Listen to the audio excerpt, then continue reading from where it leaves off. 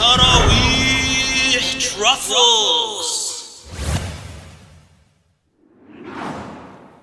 I've been involved with Islamic education for a very long time. Since I was a kid and my mother was teaching me surahs before I would go to bed, to being in a Quran school, to going to Medina University, to later on founding Al-Maghrib Institute. In all these years of Islamic education, learning and teaching and seeing all these different students, I've learned one major lesson. Studying Islamic knowledge is like a cycle of antibiotics, right? You know when the doctor tells you that you're gonna start these antibiotics, but you can't stop until you finish the cycle. Otherwise, you'll create a superbug, meaning that, you know, the germs that are inside of you or the sickness will start fighting it off and they'll get stronger. So you have to go through the entire cycle. I believe that Islamic knowledge is like that as well. That once you start studying, you can't just stop. Otherwise, you become super ignorant, right? And what do I mean by that? Super ignorant because the person who just studies from one book or takes one or two classes, they might get put up on a pedestal. They might be going around giving khutbahs. People ask them questions that they don't know, and they don't say, I don't know, so they start telling people things that are not part of Islam, i.e., they become super ignorant.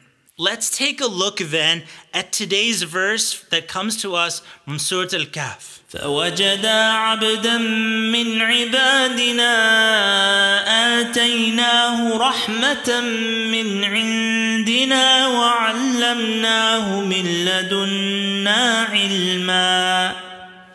In this ayah, Allah tells us the story of how Prophet Musa ﷺ went out seeking somebody who was more knowledgeable than him, and that was Khidr ﷺ. His name was Khidr. When Prophet Musa ﷺ met him, Allah subhanahu wa ta'ala described Khidr ﷺ as someone whom Allah subhanahu wa ta'ala gave mercy and knowledge. Gave mercy and knowledge. The scholars mentioned in reflecting on this verse that the more knowledge a person gets of Islam, in fact, their mercy with other people should also increase. All right, let's take a look at this on a grid. You have some people that have no mercy and no knowledge. So this is somebody that's totally ignorant, and on top of that, they have no mercy. They have no character. They're being mean with everybody. So that's kind of like the worst situation that a person can be in.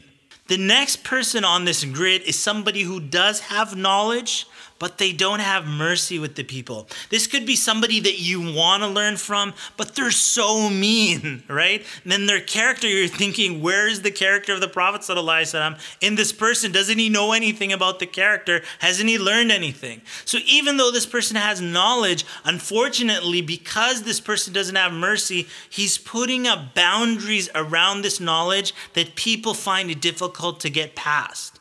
Now, the third person in this grid is somebody who does have mercy with others. They have good character, but they don't have knowledge. Now, the question about why they don't have knowledge, maybe they're still seeking out that knowledge. They're sincerely trying, which we hope for because this is what is required in Islam, that we increase in our knowledge.